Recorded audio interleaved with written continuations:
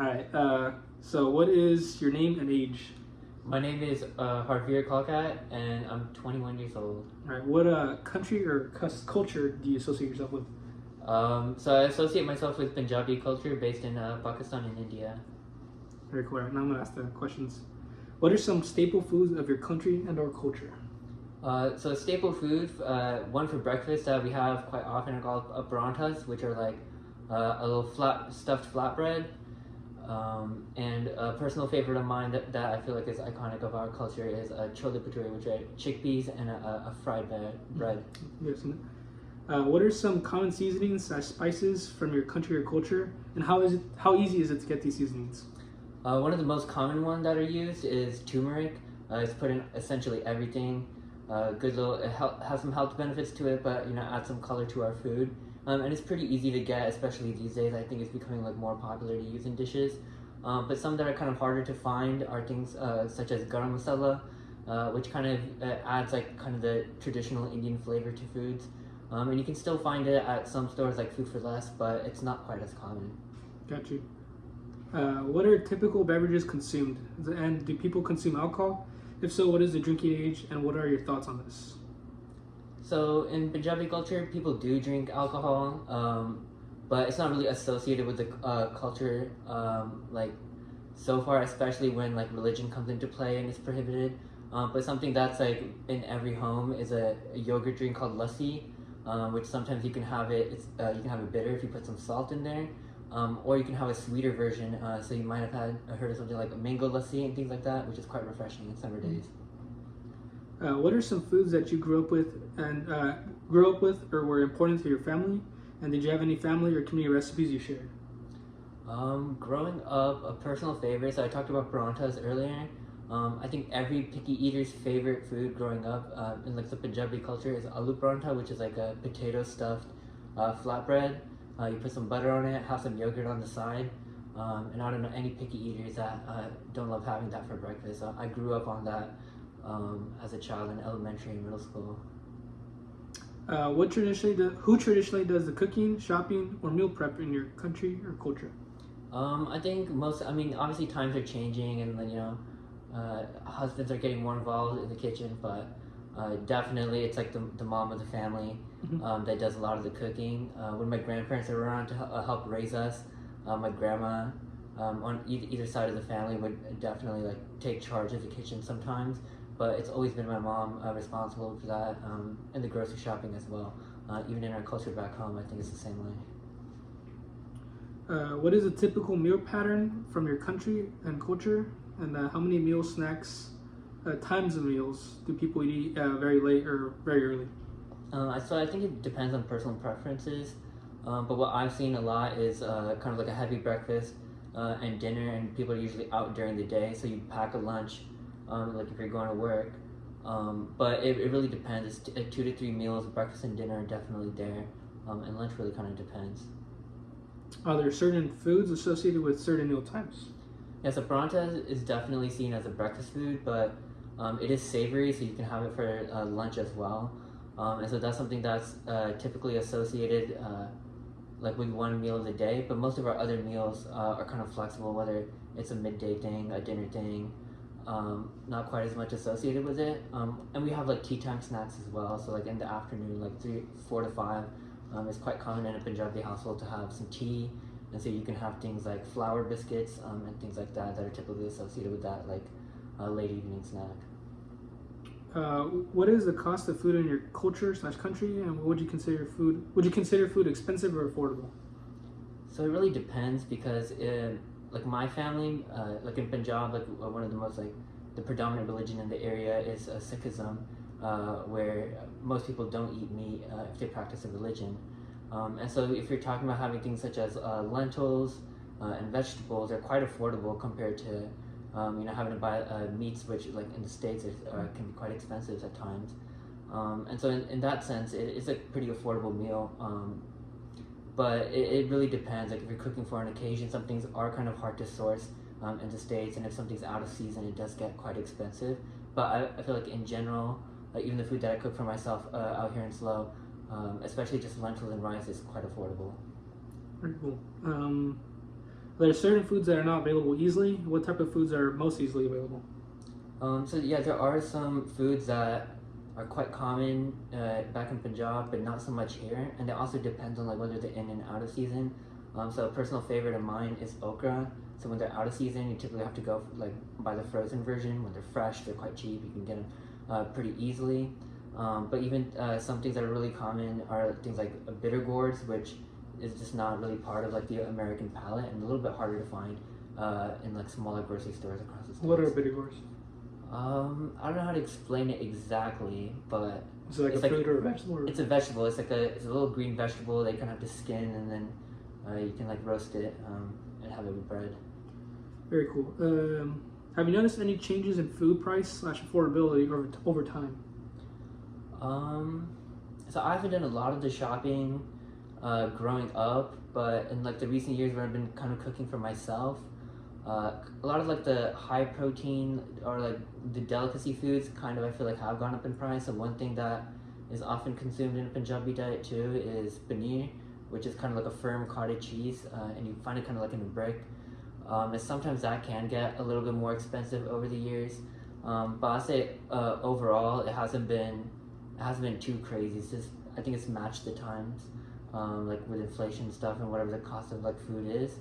But it also depends on sometimes like sourcing food. Like basmati rice is the type of rice that most Punjabis eat, and when the exports kind of halted from India for a little bit, the prices kind of skyrocketed and caused a bit of a spiral. But usually I'd say it's pretty consistent. What type of restaurants are available in your culture / country? Is it common for people to eat out?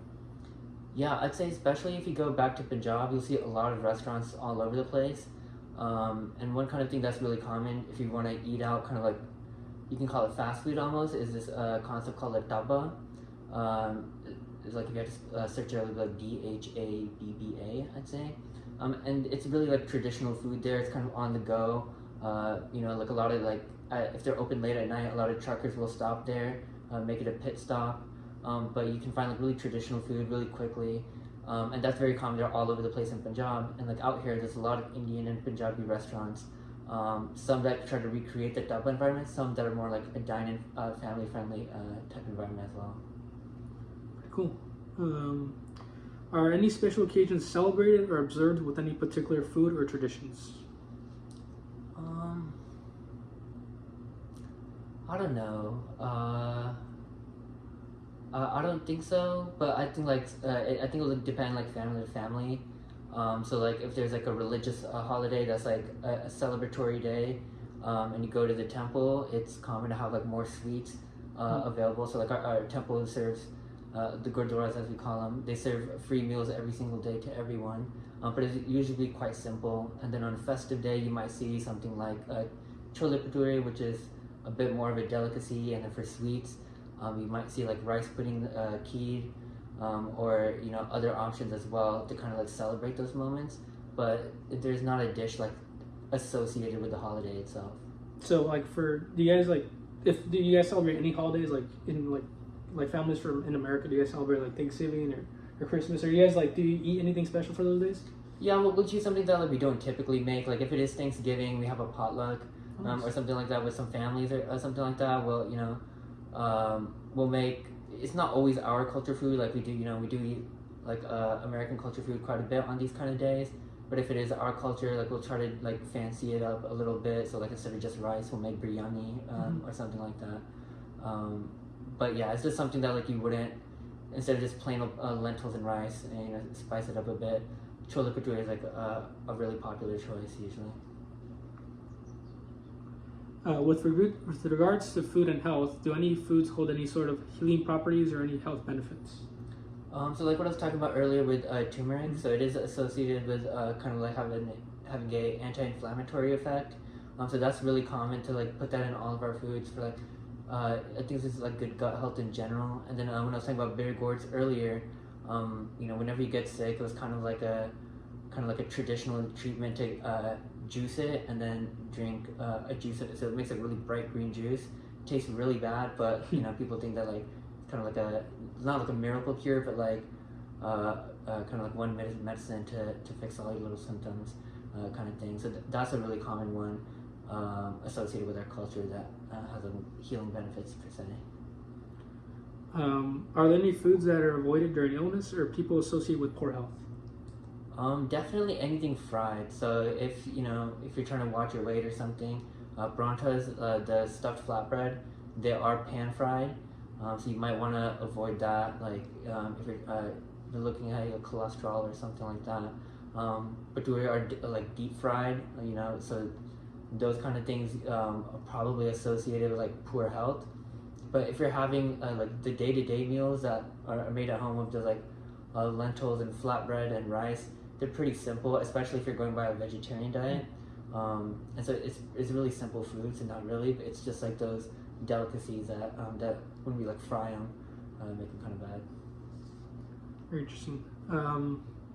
How, if at all, does religion play a role in the food customs of your culture / country? So the biggest part would definitely be that Sikhi being the predominant religion in the Punjab area. So a lot of families, and obviously there's going to be varying levels of participation where someone identifies as a Sikh but still might eat meat. But a lot of the families that participate and don't eat meat, like I was raised this way, like I don't have any like meat in my diet, so I look for other sources to kind of compensate to get that protein and so on. So the religion definitely plays a big effect in the diet of like a lot of people in Punjab. What could you like? Do you have any like fun facts about like your diet with regards to your culture?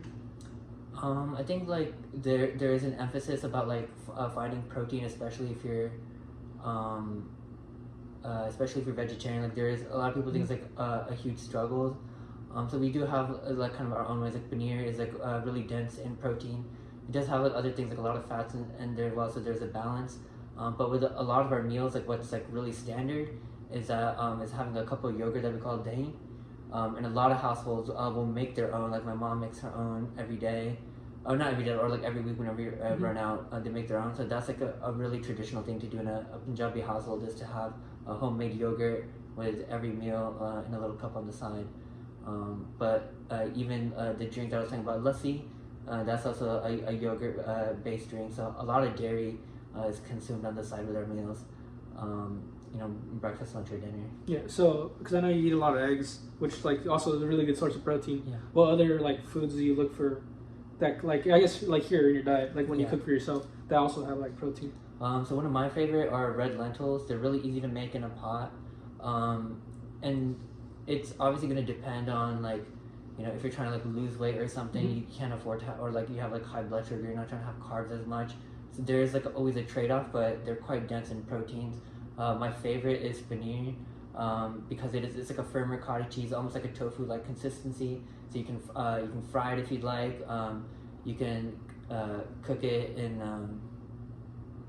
what's it called? Pressure cooker? No, what's it called? Like when you have like a wet food. A wet food? It's like like you have like some broth with it or something like that. Yeah. So it's like a really versatile way to make it. You can shred it up or whatever. So paneer is like one of my favorite ways to get protein. And you can even put it in a paratha. Like it's not healthy, it's like fried up, but at least you're getting some protein with it in the morning as well. So that's definitely one of my favorite, like most versatile sources of protein. Very cool. Well, that concludes the interview. All right. Thank you for answering my questions. Yeah, absolutely.